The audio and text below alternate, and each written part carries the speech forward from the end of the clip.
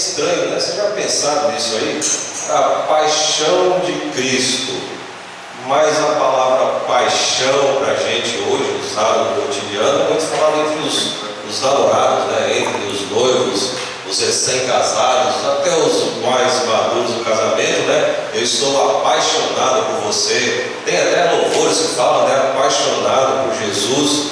Mas enfim, o que é paixão de Cristo? E aí, irmãos, durante a tarde eu comecei a pesquisar sobre a história dessa palavra paixão de Cristo. Irmãos, o termo expiação é algo que não dá para se esgotar, né, pastor? É uma coisa tremenda, terrível.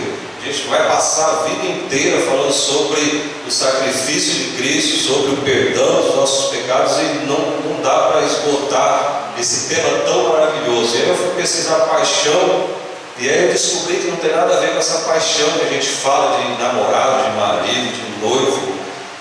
Paixão quer dizer, é um termo que quer dizer sofrer, o sofrimento. Aí eu fui descobrindo, fui lá para Aristóteles, lá, o filósofo, e ele fala sobre paixão em 14 sentidos de paixão. E aí eu vi, pastor, tudo a ver mesmo com paixão de Cristo. E aí está assim, um sermão tremendamente maravilhoso, porque uma das ligações, um dos sentidos de paixão que ele traz, realmente é sofrer. Mas lembra quando a gente vê falar aí muito na televisão agora, crime passional?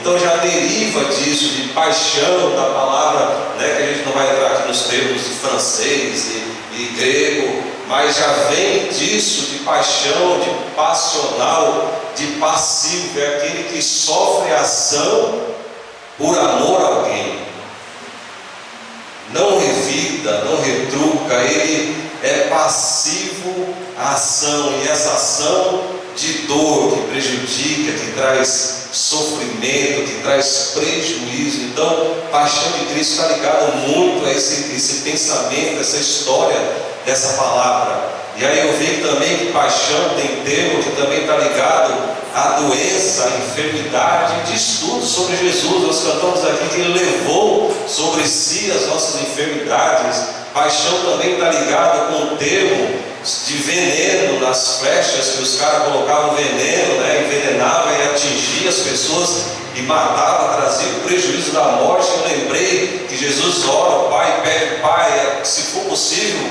passa de mim esse cálice, o cálice do pecado, o cálice de veneno que iria me matar, e Jesus tomou por mim. Então é fantástico, irmãos, esse tema da expiação dos nossos pecados. Então vamos entrar aqui para a gente recapitular assim por cima. Nós paramos a gente falando sobre o livro dos Hebreus, né, que o conteúdo dele foi escrito para aqueles irmãos judeus que aceitaram Jesus e tornaram-se cristãos, e a perseguição grande sobre eles. Então eles começaram, né, a pensar, mais ou menos quando o povo saiu do Egito, né, falou para Moisés: Moisés, você trouxe a gente para o Egito para morrer aqui, estava melhor lá no Egito, né? Então era mais ou menos esse pensamento aqui desse povo, falando: desculpa o termo, né, mas onde a gente estava na religião, no judaísmo, estava melhor, porque não tinha perseguição, não tinha pressão, não tinha ameaça de morte. Então eles estavam tentando, pensando em retroceder. E aí o conteúdo de Hebreus é falando aqui sobre o novo e o velho, o novo sacrifício e o antigo sacrifício, expondo para eles, né, que voltar para trás era retroceder. E esse não é o caminho do cristão, jamais voltar para trás, é sempre avançar.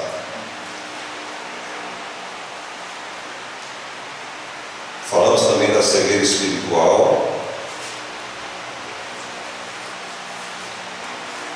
E aí eu vou adiantar um pouquinho para a gente já entrar aqui no novo sacrifício, no Novo Testamento, né?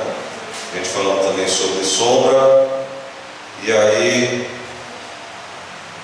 para entrar antes do Novo Testamento, a gente vai ver a disparidade, né? Hebreus faz muito essa comparação do ritual, da ritualidade e da emoção de justiça, né? A disparidade de comparar a vida, o peso da vida de um ser humano com o peso da vida de um animal. Como é que você vai pagar o preço de uma vida de um ser humano com uma vida do animal? Então não bate, não fecha a conta, né? Isso é o antigo comparando-se com o novo, né? O ser irracional com o homem feito à imagem e semelhança de Deus. Então, em valor, não tem como pagar, quitar essa dívida, né? O animal também ele era involuntário.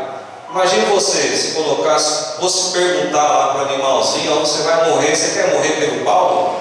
Ele estava correndo até hoje, jamais ele querer morrer por mim, pelos meus pecados, né? Se o animal falasse, ele falava cada um com seus problemas e caía fora. Então não era uma coisa voluntária.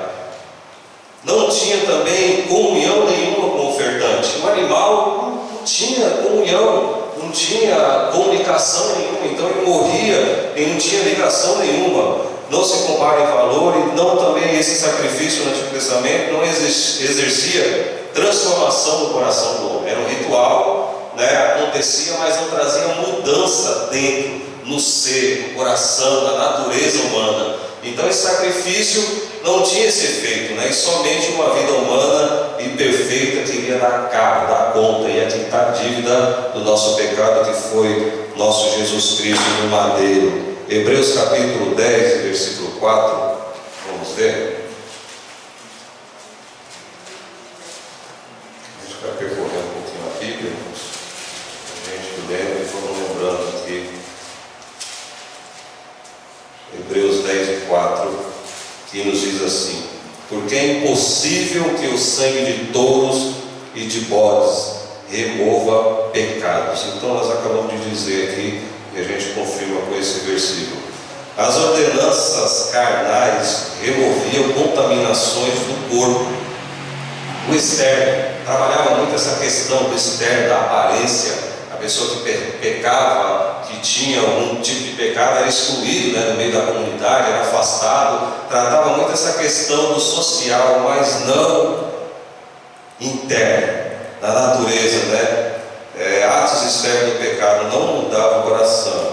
E também a repetição, todo ano, toda vez que eu pecasse, eu tinha que oferecer um animal. Então isso prova que esse sacrifício não era definitivo, porque toda vez teria que matar alguém, morrer algum animal. Então era uma coisa rotineira, uma coisa que ia e voltava, circular, não tinha fim. Então Jesus Cristo veio colocar um ponto final nessa história, né, do pecado, que é algo tão sombrio sobre a humanidade. A questão do pecado que trouxe a morte, que trouxe a separação. Então só Jesus Cristo, através do seu sangue, pôde colocar um ponto final nessa questão, que afinal de contas, né, a crise da existência humana, esse temor, a maioria das pessoas falam, tem uns que não acreditam, mas no final, todo mundo está preocupado quando chega a hora. Aquele que não tem Jesus, para onde eu vou? Para onde eu irei? Então a questão do pecado é esse terror da vida da humanidade, não de hoje, de sempre. E sempre será até Jesus voltar, essa ameaça de fim trágico, de escuridão, de separação eterna, de dor. Então a partir do momento lá do Éden, a gente convive com isso, mas Jesus, ele nos dá a vitória. Pessoas justificadas, né? Mari Pirmer fala também sobre Abraão, que foi justificado pela fé, Moisés, Enoque, Elias, justificados por antecipação do futuro sacrifício realizado. Nós falamos aqui também, né, que Jesus, para Deus, o tempo existe para nós, seres humanos limitados, mortais, mas para Deus não existe tempo. O tempo foi criado para nós, seres humanos, mas para Deus não tem tempo. Ele é e pronto, acabou. Então esse sacrifício já tinha acontecido, já foi antecipado. E aí eu lembrei aqui também, meditando nessa tarde, sobre uma reportagem que eu vi esses dias atrás, para a gente entender aqui a questão do crédito. Eu estava vendo uma reportagem falando sobre os ribeirinhos, aquele pessoal que mora ali no Amazonas, ali em Pará, que eles colhem esse açaí. Estava falando justamente disso, né? Trabalhadores que trabalham, sobem naqueles pés de árvore enorme, arriscam a vida e vendem o seu trabalho muito barato. E aí estava a reportagem mostrando a dificuldade da vida daquelas pessoas. Irmãos, isso também serve para a gente até refletir aqui no dia de hoje as nossas dificuldades e sermos gratos a Deus pela vida que temos. E aquelas crianças trabalhando, e ali o repórter entrevistando a situação de uma família, por exemplo. Não vou gastar muito tempo aqui, mas a mãe que foi embora de casa abandonou o pai sozinho com 3 crianças, e o pai saía para trabalhar, porque ali naquele lugar não tem emprego. Ele ia para longe e deixava 3 crianças pequenas sem nada para comer. O menininho maior de uns 10 anos tinha a responsabilidade de alimentar seus irmãos. Então o repórter falou: você come hoje? Ele falou: não. E ontem? Não. E aí o menino foi lá no rio com uma linhazinha, pegou um peixinho desse tamanho assim, para fritar, para dividir entre os 3 irmãos e comer aquilo com farinha. E aí outra família, o repórter falou: o que vocês têm para comer? Peixe, que é o que tem, água. E aí, vejam só, a esposa pediu para ele, porque estava na reportagem lá, para fazer uma comida melhorzinha, para ir comprar óleo para fazer um peixe frito, irmãos. Ele pegou um barquinho, atravessou o rio, foi para um outro lado distante, vejam bem, foi numa vendinha para comprar óleo. Olha só, pediu 200 gramas de óleo. A esposa pegou, o rapaz da venda pegou um saquinho plástico, pegou uma garrafa de óleo, colocou em cima de uma balança, pesou 200 gramas de óleo, amarrou e ele voltou para casa com aquilo. Quando a mulher colocou na vasilha, mal dava para fritar. E aí eu lembrei dessa passagem de hoje, que aí o repórter falou: e como ele vai pagar do senhor? Ele falou: aqui ele tem crédito, porque só tem serviço aqui daqui 6 meses. Então vai ficar aqui anotado durante 6 meses. Daqui 6 meses ele vai acertar comigo. E aí eu lembrei desse crédito, da antecipação desse crédito que esses homens tiveram pela fé no sacrifício. Eles creram no Messias que viria, eles creram nesse sacrifício por antecipação e foram justificados pela fé. Eles acreditaram e receberam a bênção. Da mesma forma nós hoje, não é assim? A gente está falando, a gente ouve falar, a gente crê que Jesus vai voltar, mas muitos não creem, não acreditam. Mas quando chegar o dia, nós que cremos nessa promessa, nós seremos salvos pela fé em Cristo Jesus. Vamos caminhar mais um pouquinho. Hebreus 9,15, a gente já está aqui em Hebreus, está aqui pertinho, Hebreus 9,15. E nos diz assim a palavra do Senhor: por isso mesmo, Ele é o mediador da nova aliança, a fim de que, intervindo a morte para a remissão das transgressões que havia sob a primeira aliança, receberam a promessa da eterna aliança, aqueles que têm sido chamados.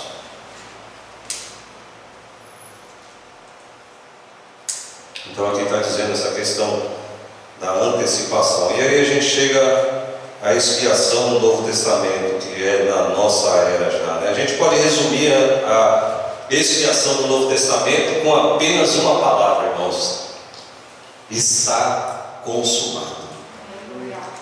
Quando Jesus levanta a sua cabeça em meio à agonia, olha para os céus e diz: Pai, nas suas mãos entrego meu Espírito.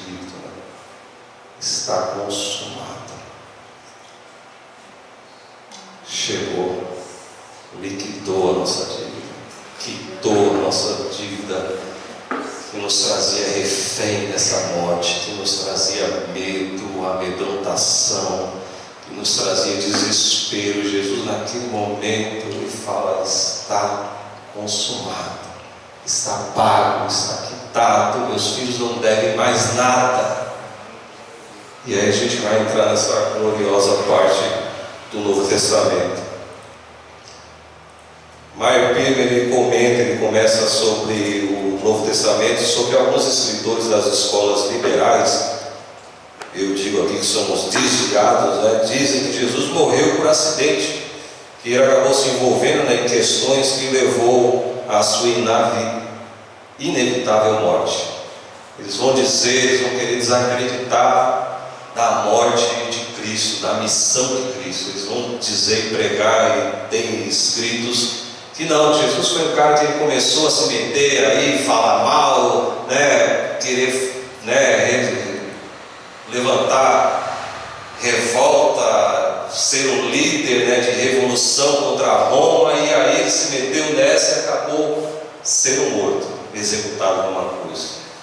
Mas a gente que crê pela fé, nós vamos ver aqui o que os evangelhos dizem, o que a palavra de Deus nos afirma, né? Então vamos começar sobre essa questão, essa afirmação, onde dizem que Jesus morreu por acidente, né? Vamos lá para Marcos capítulo 8, versículo 31 e 32.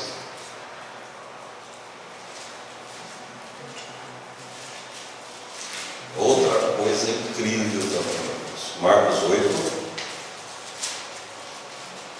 31 e 32.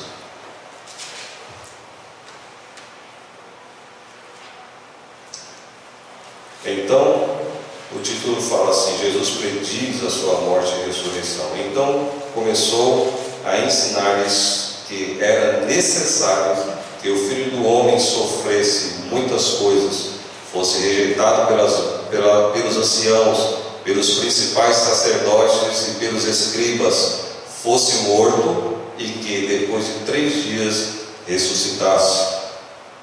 No mesmo livro, um capítulo para frente, capítulo 9 de Marcos, versículo 31.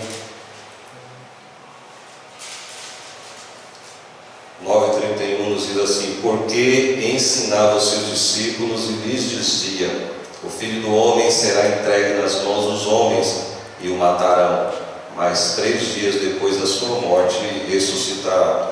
Então Jesus não foi por acaso, ele sabia muito bem do seu chamado, da sua missão. Marcos capítulo 10, versículo 32 até o 34. Marcos 10, 32 ao 34, e tem muitas outras passagens, irmãos. Jesus ainda outra vez prediz sua morte e ressurreição. Estavam de caminho, subindo para Jerusalém, e Jesus ia diante dos seus discípulos.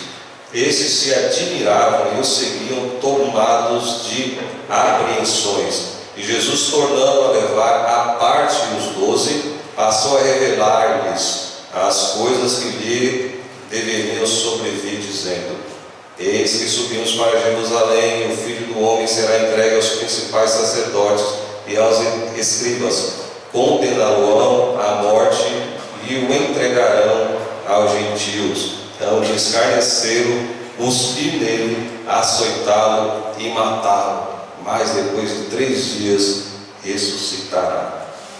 Irmãos, a gente consegue ter ideia, né, de alguém olhar para a Bíblia e descrever a sua própria morte. Dá para ter ideia de você chamar os seus amigos assim e dizer: olha, vamos fazer isso, isso e isso comigo. Vou até brincar que Jesus é o cabra mais macho que passou aqui nessa terra.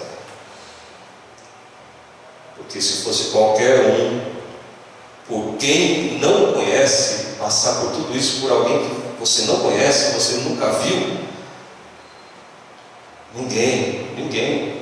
Eu costumo dizer até que você pode ver até um pai e uma mãe num ato de desespero, ali é o único que vai entrar na frente do seu filho para defender, que vai trocar talvez, vai levar um tiro ou qualquer outra ameaça pela vida do seu filho, mas de alguém para alguém, dificilmente você vai ouvir na história.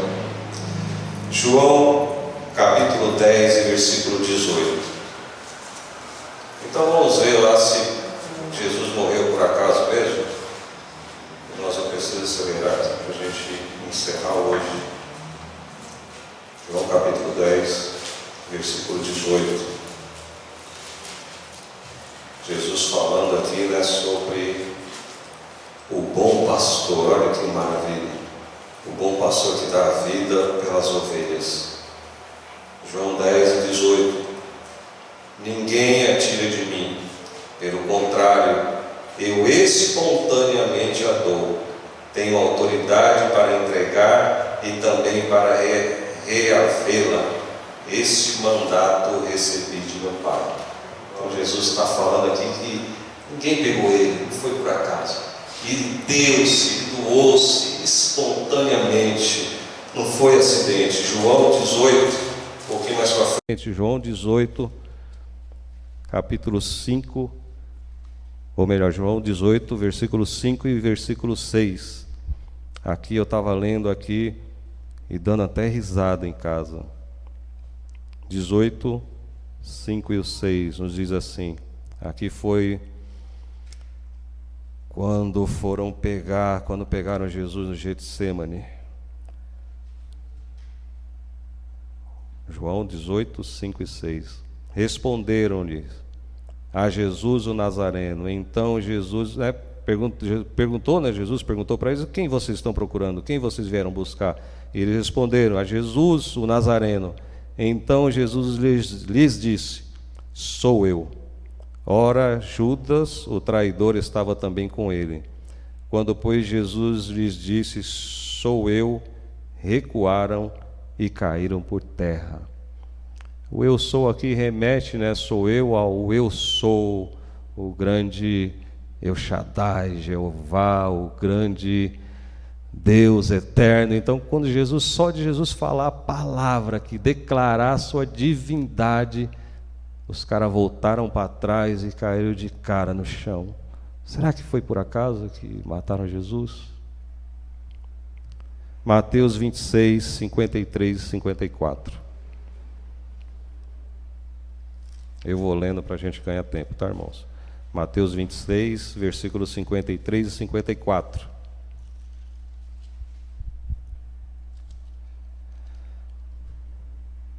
Acaso pensas que não posso rogar a meu Pai, e Ele me mandaria neste momento mais de 12 legiões de anjos? Como, pois, se cumpririam as Escrituras, segundo as quais assim deve suceder? Então Jesus está falando aqui que toda a Escritura já falava desse momento. Já estava tudo determinado por Deus aqui, tudo acertado. Lembra, desde a fundação do mundo já estava tudo acertado. E a hora de ser colocado o plano, né? Sair do projeto, do protótipo e entrar aqui no pleno, no absoluto. E aí Jesus fala: vocês acham que se esses caras quisessem me pegar aqui, se eu não quisesse, eu rogaria ao meu Pai e Ele me mandaria aqui mais de 12 legiões de anjos? E aí, se você pegar aí no seu Google aí e perguntar quantos soldados tinha uma legião, chegava até 6.000 homens uma legião. E aí, legião de anjos, só um anjo numa batalha, numa noite, ele matou quantos aí? Não lembro nem quantos, 22.000, não lembro direito lá. Então imagina 72.000 anjos. Se Jesus quisesse, estava a seu dispor ali naquele momento. Mas Jesus falou: não é isso que eu quero. Tem que se cumprir as Escrituras, eu tenho que ser levado para o madeiro. E aí vamos para a necessidade da expiação.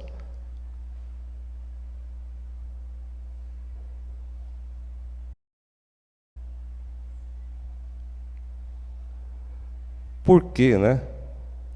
Por que da expiação? E 2 fatos, para a gente resumir aqui, porque já está chegando a minha hora. 2 fatos: a santidade de Deus e o pecado do homem. A reação de Deus referente ao pecado, não ao pecador, é a ira. E a solução para essa ira, a expiação. E aí, irmãos, essa questão, né, da ira de Deus e querer matar alguém por causa do pecado, a gente fica até assim, né, pensando, mas tem pessoas que falam: mas que Deus é esse que manda matar, que manda exterminar, né? E aí, lembrando do exemplo do escritor, quando ele fala sobre a eletricidade, eu lembrei novamente da eletricidade. Hoje, o mundo moderno, tudo funciona, né, na eletricidade. Esse som aqui que a gente fala, essas lâmpadas, essas luzes, tudo, a câmera, tudo, o carro, tudo gira e funciona. Hoje a gente não consegue viver sem eletricidade. A eletricidade é uma coisa ruim? Não é. Benefício para a gente. A gente não consegue viver sem, é uma coisa boa. Mas vai, irmão Paulo, pegar num fio desse aqui. Vou morrer eletrocutado. Então, mais ou menos para a gente ter uma ideia, né, do que é essa reação de Deus, da ira de Deus contra o pecado. A eletricidade é boa, só benefícios, evolução, mas para a gente mexer com essa eletricidade, a gente precisa de equipamento de proteção, né, chamado nas empresas hoje de EPIs. E o sangue de Cristo é esse equipamento que nos protege desse contato, dessa reação, dessa descarga de ira sobre os nossos pecados. Então não é a eletricidade, não é uma coisa ruim, Deus não é um Deus ruim, não. São os meus pecados que atraem essa ira, mas Ele mesmo nos providencia a solução para esse grande problema que nós mesmos buscamos com as nossas mãos. O sangue de Cristo nos isola dessa ira. A santidade de Deus. Não existe compatibilidade entre Deus e o pecado. Não existe, né, compatibilidade entre a luz e as trevas. Não combina, não dá certo de forma nenhuma. E aí a gente pode ir lá citar Salmo 33, verso 5, Salmo 89, verso 14. O pecado do homem significa quebra de contrato.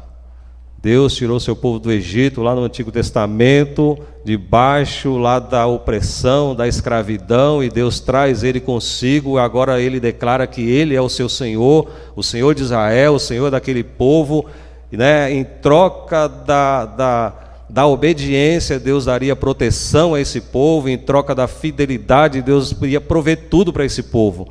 Mas com o pecado há essa quebra de contrato, né?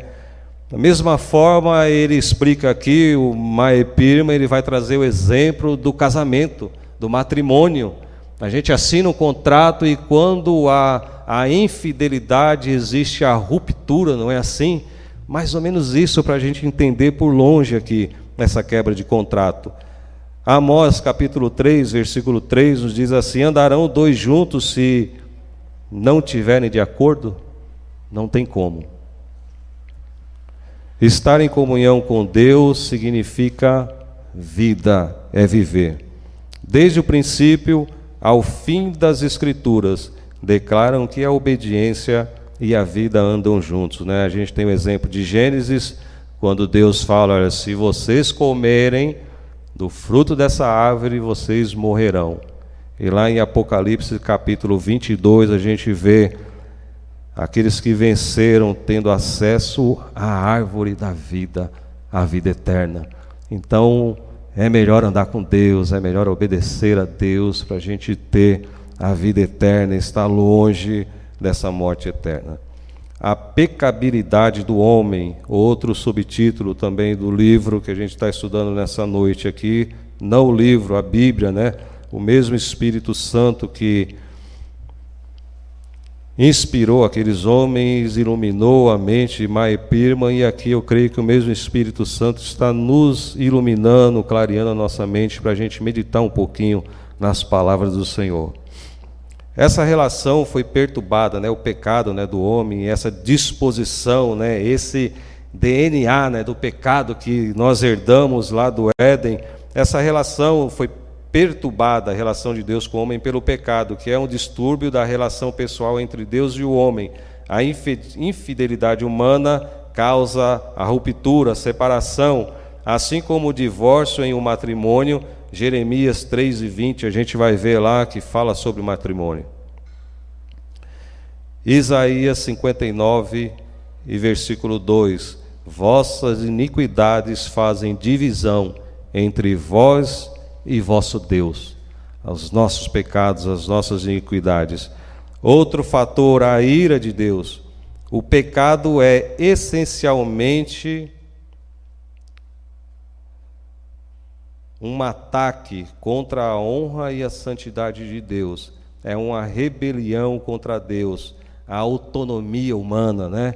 É enganosa e passageira. Os irmãos lembram que nós falamos aqui sobre rebelião, né? Essa palavra de rebelião está ligada ao que é bélico, né? A estar armado, a estar, né, contra Deus. A honra de Deus jamais pode ser atacada. Ninguém jamais pode atacar a honra de Deus. Quem pode tocar, macular, arranhar a honra de Deus? Ninguém. Senão ele deixaria de ser Deus. Sua honra pede a destruição daquele que lhe resiste. Sua justiça pede a destruição. Sua honra pede a destruição daquele que resiste, e sua justiça exige a satisfação da lei violada. Aqui a gente poderia trazer, né, o exemplo, mas eu não vou falar aqui, do guarda, por exemplo, do guarda de trânsito, quando a gente está andando por aí e tem alguma coisa errada no carro, né, ele para e aí ele vai te autuar. A lei manda que seja aplicado a lei naquele momento. Mas aí tem aquele guarda, né? Eu não sei se os irmãos já passaram por isso, né? Ele fala: olha, está com a família aí, vou deixar você passar, mas olha, vê isso, manda arrumar isso, né? E tem aquele guarda que te dispensa, tem aquele que prende e manda o teu carro para o pátio. Então aí já entra, né, a misericórdia, essa comparação, né, da justiça que exige a satisfação da lei violada. Então Jesus entra com a sua misericórdia. A sua santidade reage contra o pecado, sendo essa reação conhecida como a manifestação da ira. Mas sua ira não é instantânea.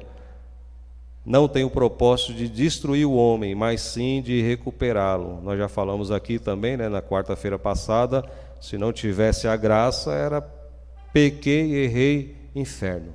Descia direto para o inferno, né? Então, a ira do Senhor, Deus é tardio em irar-se, né? Não é a mesma coisa que você chegar e colocar a mão no fogo, que é instantâneo. Não, Deus, ele dá oportunidade para nós, para a raça humana. Tanto é que teve tantas vezes que Deus reforma a humanidade, está trabalhando no nosso período aqui, avisando: olha, arrepende-te, arrepende-te.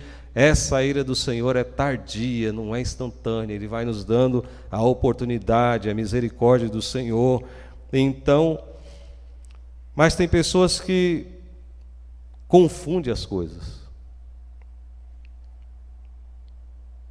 Alguns confundem a misericórdia e bondade de Deus e zombam do dia do juízo, e pela demora praticam ainda mais o mal, que é a sensação de impunidade, né? Não tem gente que faz, tem gente que zomba de Deus. Você fala: não faz isso, está errado. Você fala sobre o pecado, as pessoas tiram sarro da cara do crente e falam: olha, eu faço e faço mesmo, o coração endurecido, o povo de dura cerviz, e vão, e parece que a gente chega até às vezes a falar, né, mas será que Deus não está vendo isso?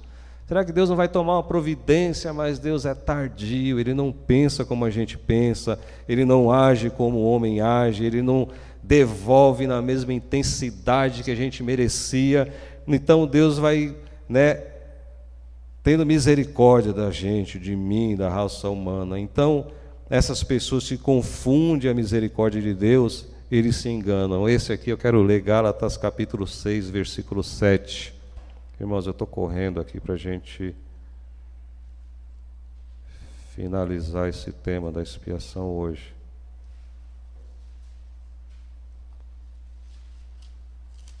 Gálatas 6, versículo de número 7. Não vos enganeis, de Deus não se zomba, pois aquilo que o homem semear, isso também ceifará. Né? Então, tem pessoas que acham que não vai dar em nada, né? Um dia a fatura vai chegar. Essa verdade foi declarada no Calvário, onde Deus demonstrou sua justiça pela remissão dos pecados dantes cometidos sob a paciência de Deus. Romanos 3 e 25.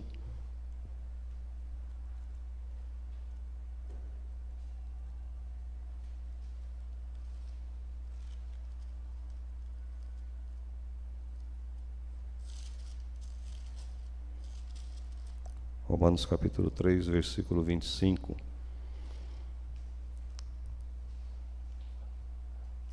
A quem Deus propôs no seu sangue como propiciação mediante a fé para manifestar a sua ira por ter Deus na sua tolerância deixado impunes os pecados anteriormente cometidos. É o que nós acabamos de falar aqui. Mas vejam que coisa incrível, irmãos. A crucificação revelou o caráter horrendo do pecado. Todo esse sofrimento de Cristo na cruz, lembra que a gente falou da eletricidade? Caiu sobre Jesus no Calvário. Toda essa conta, todo esse pecado praticado, ficou demonstrado ao mundo, à humanidade, a ira de Deus que foi derramada sobre Jesus Cristo. Então aquilo ali a gente olha para Jesus crucificado na cruz e a gente vê o resultado do pecado, que seria para nós, foi descarregada essa ira sobre o nosso Jesus. Então não fico impune, não, Jesus pagou por mim, por você. A expiação. O homem tem quebrado as leis de Deus e violado os princípios da justiça. Para isso existe expiação? Qual é o remédio para isso? Para essa rebeldia. E aí vamos lá para a gente entrar aqui para encerrar. E aí ele dá três demonstrações aqui. Tem alguns que afirmam que não. A lei é implacável, inflexível e que Deus não pode mudar suas próprias leis. Lembra a gente vê muito em filme, a palavra de rei não volta atrás, não é assim? Não pode voltar atrás. Não existe redenção. Já outros, no outro extremo, existe aqueles que ensinam que a expiação é desnecessária. Deus é tão bom que não punirá o pecador. Eles enfatizam apenas o amor de Deus. Aqui eles caem no universalismo, pastor, que a salvação é para todo mundo, não tem inferno. Vai todo mundo para a glória. Então não precisa de pecado, de expiação, de nada disso. Morreu, está salvo. Jesus é bonzinho demais, Aqui o primeiro ele enfatiza muito, a questão da ira, da justiça e deixa a misericórdia do lado. No segundo ele enfatiza muito a misericórdia e deixa a justiça de Deus de lado. O Novo Testamento ensina que a expiação é tanto necessária como é possível. Deus é justo como benévolo e benévolo como justo. Os dois erros acima são exageros de duas verdades sobre o caráter de Deus. Exemplo dos pais quando corrigem o filho, não é assim? Quem quer corrigir o filho para matar? Não, a gente corrige o filho porque nós queremos bem. Nós não apenas castigamos, Muitas vezes o castigo que a gente coloca nos nossos filhos dói mais na gente do que neles. Quantos relatos de pais aí, eu já ouvi, eu já passei por isso, às vezes, na hora errada, no momento errado, a gente dá até uma surra no filho, depois, esse dia mesmo, uma colega de trabalho falou que bateu na filha, depois foi para o quarto, passou o resto da tarde chorando, passou o resto da semana mal. Então Deus não age assim, Deus é misericordioso, Ele corrige, mas Ele cuida, é com zelo, com amor. Deus não é nem no extremo, nem no outro. Expiação, a quitação, a natureza da expiação, a quitação dos nossos pecados. A expiação é a quitação dos nossos pecados. Quer dizer quitar, nós já falamos aqui desde o começo. Expiar, a palavra expiar quer dizer quitar, pagar a conta. Propiciação, aqui nós já estamos entrando para o final aqui. Propiciação também está dentro aqui da expiação. O que é propiciação? É trazer para perto, é juntar, é trazer o homem para perto de Deus, Então a separação que existia, o abismo entre Deus e o homem, essa essa comunicação cortada, essa comunhão cortada, Jesus, através do seu sacrifício, proporcionou, né, essa proposta, ele proporcionou essa unidade novamente com o Pai. Ele nos ligou, nos conectou novamente com Deus, né? Lembra também a palavra propiciação do propiciatório. Lembra lá no Antigo Testamento, o tabernáculo, a tampa da arca, né? A arca, né, da aliança, e aí tinha a tampa que era chamada, tinha o nome de propiciatório. Dentro da arca representa as tábuas, a lei, a justiça de Deus, mas o propiciatório, a tampa, era onde se aspergia o sangue uma vez por ano, cobria o pecado com sangue. Então, a lei, a tábua estava dentro, né, significa justiça, e o propiciatório, onde traz esse termo para Cristo. Cristo faz a propiciação, remete a essa tampa da arca, esse propiciatório que era aspergido o sangue, já indicava já o sangue de Cristo que nos faria essa ponte. Substituição. Isaías capítulo 53 vai definir, né, aqui essa substituição de Cristo, tomou o meu lugar ali na cruz. Jesus assumiu o nosso lugar na cruz, identificou-se com o gênero humano. E aí, vendo aqui Meyer Pirma e também lembrando de Rodman Williams, lá na sua teologia sistemática, ele fala, eu achei interessante que a gente fala muito, né, de Isaías 53, que Jesus levou sobre si as nossas dores, as nossas enfermidades, mas também não foi só no momento da morte da cruz, o seu ministério, né, já lembra tudo isso. Jesus tratava os doentes, curava os enfermos, aqueles que estavam feridos, os famintos, os abandonados. Jesus já tomava sobre si em vida no seu ministério as dores, as enfermidades. Ele curava. Jesus estava no trajeto, ele era desviado, era chamado a atenção, ele parava para atender um, atender o outro. Jesus jamais deixou de atender ninguém. Então, já no seu ministério, durante a sua vida, Jesus já tinha assumido, Jesus já tinha puxado para si, se importado com as nossas dores, com as nossas enfermidades e com a nossa causa. Não foi apenas lá na cruz, lá no Calvário, na hora da sua morte. Levou o castigo que deveria cair sobre outros. Outro termo também da expiação é a redenção, né? Tornar a comprar por um preço, livrar o escravo da escravidão por preço, comprar do mercado e retirar do mercado, né? Veja, então tem essa conexão lá do antigo. Nós falamos aqui também da escravidão daquela época, né? Então Jesus, ele fez essa questão da redenção, né? Pagou o resgate, nos trouxe, nos comprou de volta. Levíticos capítulo 25, verso 47 e 49, vai falar sobre a lei, né, dos escravos nessa época. Os irmãos depois leem, que não vai dar tempo, mas vai falar sobre as condições para se readquirir alguém que tinha sido levado como escravo, vendido como escravo por dívida e assim por diante.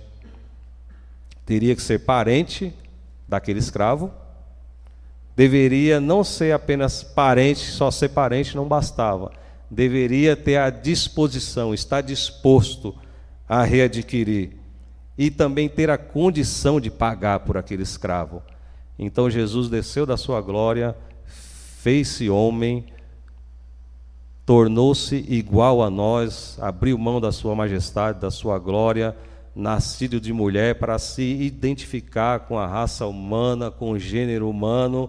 Lembra essa lei da escravidão?